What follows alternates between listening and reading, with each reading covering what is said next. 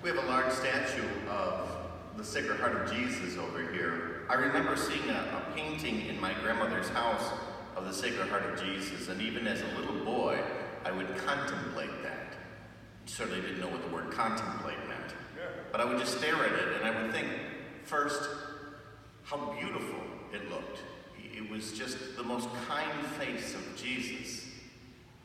And as I got a little bit older, I thought, how come his heart isn't inside, like my heart is inside? And it was later that I started to think of the heart as a symbol of love, compassion. But it's only more into my adult years that I realized that it's also the place of great hurt and pain. It's a heavy heart sometimes. And our Lord has to carry with him the difficulties, the pains, the disappointments of a world that hasn't always accepted his invitation. This is a remarkable aspect of our faith, is that God actually cares about us. Some people don't believe that. Some people believe God puts the world into motion and everything just goes according to the laws of physics. But for us, we believe that humanity has this ability to choose, and our choices matter to God. And therefore, he can have a heavy heart. He can be disappointed. He can be saddened.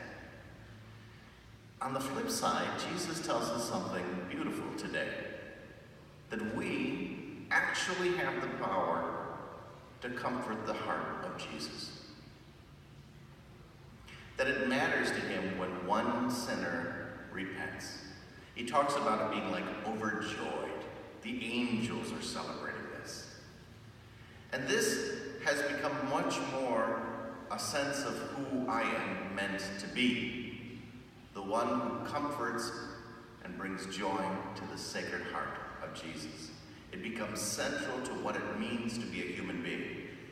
No other creature, as we are aware of, is capable of influencing the heart of God. Perhaps this was the strongest revelation of Christ himself, even before Jesus came into existence in the way that we would understand him. Well, there was always some sense that God cared what we did. He gave the Ten Commandments and he spoke to the people through prophets, but in a very special way when Jesus came. He knelt down and prayed. He worried. He cried. He would tell people when he was disapproving of their actions, and he would also rejoice when they did well. And it made so much sense to me now to think of the revelation of the heart. What we do matters. So let's use that. We have the power to influence God. So let's use that power to bring him joy. Amen.